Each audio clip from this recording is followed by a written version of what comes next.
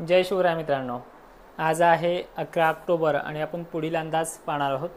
तसंही तुम्हाला मागच्या व्हिडिओनुसार तुम्हाला तो अंदाज दिलेलाच आहे. बघा, परिस्थिती महाराष्ट्रातल्या मराठवाड्याची आणि दक्षिण महाराष्ट्राची येत्या काळामध्ये पावसाची होणार आहे. पण पावसाचं प्रमाण जसं 4 आणि 6ला झाले अशाच प्रकारे आहे, तर काही ठिकाणी ते कमीही राहण्याचा अंदाज आहे. मात्र विदर्भ आणि खानदेशला जी पावसाची आपण कमतरता सांगितली आहे ती जैसे ते तैसेच राहणार आहे. त्यामुळे पिकांचं पाणी बंद करणं किंवा पेरण्या थांबवणं या बुलढाणा जिल्ह्याला, त्यानंतर खानदेशला ते चुकीचं ठरेल.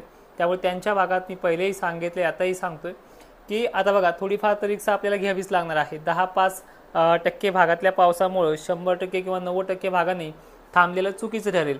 आता महाराष्ट्राच्या दोन अवस्था झालेल्या आहेत. आता एक तर पुढचा पाऊस येणार आहे, तो आहे सोलापूर, सांगली, धाराशिव, नांदेड पट्टा, त्यामध्ये थोडाफार जालन्याचा बराचसा भाग, म्हणजे 4 आणि 6 सारखं वातावरण, परभणी पट्टा, त्यानंतर अहिल्यादेवीनगर वगैरे परिसर. आता याच्यामधला एक प्लस पॉईंट सांगतो, म्हणजे तुम्हाला संपूर्ण अंदाज समजून जाईल. पहिल्या वेळेस काही ठिकाणी ढगफुटी सदृश्य पाऊस झाला आहे, त्यात हे प्रकार स्पष्टपणे कमी प्रमाणात आहेत, म्हणजे सगळ्याच ठिकाणी नाही आहे आणि त्याच भागाला होतील असं सुद्धा याच्यामध्ये काही नाही आहे. यामध्ये पेंडवलता, काही नांदेडच्या भागामध्ये चांदणभरी किंवा वाहुणी पावसाची नोंद होईल आणि ती टक्केवारीसुद्धा घसरणीमध्ये आहे. आता अंदाजाकडे वळण्यापूर्वी आपण पेरणीचा सल्ला अशा प्रकारे देऊ शकतो. आता बघा, मराठवाडा आणि पश्चिम महाराष्ट्रामध्ये काही ठिकाणचं वापसा व्हायला तर सुरुवात झाली आहे. काही ठिकाणी अजूनही 8 दिवस वापसा होत नाही. तर ज्यांच्या 8 दिवस वापसा होत नाही त्यांना तर खरं तर पेरायचा संधीच मिळत नाही. पण काही जणांचं शेत असं झालं आहे, पहिलं ओलं होतं, त्यात पाळी वगैरे घालून ते आता कोरडं पण व्हायला लागले आहे, ती बी ओल उठून चालली आहे. तर अशा शेतकऱ्यांनी ज्वारी पेरणीची रिक्स घेऊ शकता. आणि थंडी सध्या चांगलीच नाही आहे, जी थंडी सकाळ आणि संध्याकाळी आपण सांगितले. त्यामुळे ही थंडीचं वातावरण आता पुन्हा एकदा 15-16च्या आभाळामुळे गरमीचं होणार आहे. त्यामुळे हरभऱ्यासाठी पोषक परिस्थिती मराठवाड्याची एरवी नाही आहे आणि पश्चिम महाराष्ट्र, मराठवाड्याची तसेच विदर्भाची व्यवस्थित नाही आहे. त्यामुळे हरभरा पेरणीसाठी पोषक वातावरण नाही आहे. त्यामुळे त्या वातावरणामुळे सुद्धा आपण थांबलेलं बरं आहे आणि हा एक झटका जाऊन द्यावा मला असं सुद्धा वाटतं आहे. त्यामुळे मराठवाड्याकरांनी आणि पूर्व विदर्भ, पूर्व मराठवाडा, दक्षिण मराठवाडा आणि दक्षिण महाराष्ट्राच्या शेतकऱ्यांना सध्या एवढा 16 तारखेचा आणि 17 तारखेचा वातावरणाचा जो काही प्रभाव आहे त्याने तर खरं तर फायदा काहीच नाही होणार. म्हणजे त्याचा जोर जो आहे, त्याचा मुसळधार जोरपणा आहे, तो पूर्णपणे दक्षिण एरियामध्ये कोल्हापूर, सांगली, धाराशिव पट्टा, त्यानंतर बीड जिल्ह्यातही काही ठिकाणी, त्यानंतर अहिल्यानगरमध्ये 4-2 ठिकाणी मागच्या वेळेस झाला, तसेच त्या भागामध्ये काही ठिकाणी बदलून तो होईल आणि सरळ सरळ नांदेड वगैरे लातूर आहेच. आता वळूयात मेन म्हणजे सविस्तर अंदाज सांगण्यामध्ये.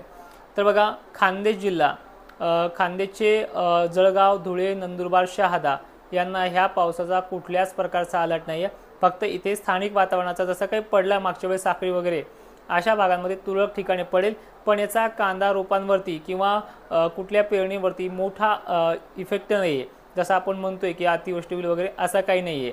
त्यानंतर विदर्भाचं सांगायचं झालं तर भोकरदन, जाफराबाद, त्यानंतर इकडे देऊळगाव राजा, बुलढाणा जिल्ह्यातले सर्व तालुके, त्यानंतर अकोला वगैरे या भागामध्ये वातावरण खूप बनणार आहे, वातावरण पावसाचं बनणार आहे. पण पावसाच्या वातावरणाला वारे जे आहेत हे वारे टिकू देणार नाही. त्यामुळे कुठे पेंडवलता तर कुठे चांदणभरी जरी पडला तर एवढाही चांदणभरी नाही आहे. त्या ठिकाणी जमीन कोरड आहे, तो पेंडवलच्या लेवलमध्ये बुलढाणा, अकोला आणि वाशिमच्या एरियामध्ये होऊ शकतो. त्यानंतर वाशिम नंतर जे काही यवतमाळ पट्टा आहे, नांदेड पट्टा आहे आणि हिंगोली पट्टा आहे, या भागात 2 दिवसाची मजल आहे. 20 तारखेच्या आतमध्ये जी काही मजल येते 16 आणि 17ला, ही 1 किंवा 2 दिवस, ह्या 1-2 दिवसामध्ये ज्यांना पडेल त्यांना पडेल आणि तो ज्यांना सोडेल त्यांना तो सोडतच राहील. हा झाला 20 तारखेच्या शेड्यूलचा, जे मराठवाडा आणि बीड वगैरे आपण भागांशी, छत्रपती संभाजीनगर, नाशिक क्षेत्र या भागांना सेम कंडिशनमध्ये आहे. याची मजल नाशिकपर्यंत जाईल अशी सुद्धा तत्वता याच्यामध्ये रडारनुसार, सिस्टमनुसार अशी तिथल्या भागाची सिस्टम नाही आहे. त्यामुळे त्या भागामध्ये आपण मागे जसं सांगितलं आहे, सकाळच्या आणि संध्याकाळच्या थंडीमध्ये वाढ होईल तशा पद्धतीने तिथे होते. कांदा रोपं टाकायला मी सल्ला दिलेला आहे, त्या सल्ल्याला कुठेही तुम्हाला गालबोट लागणार नाही. आणि एक विनंती आहे, 90% भागांना तर धोकाच नाही आणि 10% भागांना झालं तर ती रिक्षा आहेच, पण 10% भागसुद्धा याच्यामध्ये सुरक्षित राहतील. असं काही याच्यामध्ये एवढा वाहुणी किंवा वाहुणी सगळं खराब होईल वगैरे असं काही नाही. 28 तारखेपासून तुम्हाला जे काही सल्ले दिले होते की कांदा रोप तुम्ही वापसा होतच टाका, म्हणजे 28 नंतर तुम्ही 6-7 तारखेच्या हिशोबामध्ये कांदा रोपं टाकायला सुरुवात केली, ती आता उगतील सुद्धा. पण त्याला हा धोका म्हणजे हा अलर्ट मोठा नाही आहे. आणि एकंदरीत परिस्थिती सांगायची म्हटलं, हा जो काही टफ एरिया बनतोय हा मराठवाड्यातनं आणि दक्षिण महाराष्ट्रातनं जातोय। विदर्भातही त्याचे पडसाद उमटत असतात। पेंडवणी पक्षा, शितोडी, पत्रावून पाणी वगळं किंवा नुसतं ढगाळ राहणं असे विदर्भाच्या सर्व जिल्ह्याच्या आणि खान्देशी जरी त्याच्यामध्ये पार्श्वभूमी जरी असली, पण मराठवाड्यातनं ही टफ लाईन जाते आहे आणि त्याचा कल पूर्णपणे दक्षिण भागाकडनं आहे। म्हणजे जालन्याच्या दक्षिण, संभाजीनगरच्याही दक्षिण, अहिल्यानगरच्याही दक्षिण असा त्याचा ट्रॅक आहे। पण तो जालन्यामध्ये घेणार आहे, अहिल्यानगरलाही घेणार आहे, त्यानंतर हिंगोलीला घेणार आहे। मग त्याच्यामध्ये घेण्याची पद्धतसुद्धा 20% भाग घेणं, 80% भाग सोडणं। इकडे जे काय आपण नांदेड पट्टा म्हणतोय इथे 60% भाग घेणं, 40% भागांना कमी अधिक प्रमाणात पडणं, म्हणजे 5-6 तारखेसारखं याची मजल आहे। अशाच प्रकारे धाराशिव, अशाच प्रकारे कोल्हापूर मात्र व्याप्तीच्या बाबतीत जास्त आहे, सोलापूरसुद्धा व्याप्तीच्या बाबतीत जास्त आहे आणि थोडाफार कडाष्टी आणि इकडे पुणे परिसर कमी अधिक प्रमाणात आहे। पण ह्या दोन गोष्टीतून एवढं शिकायला मिळते की इथून पुढे जे वातावरण आहे ते धरसोडीचं असतं।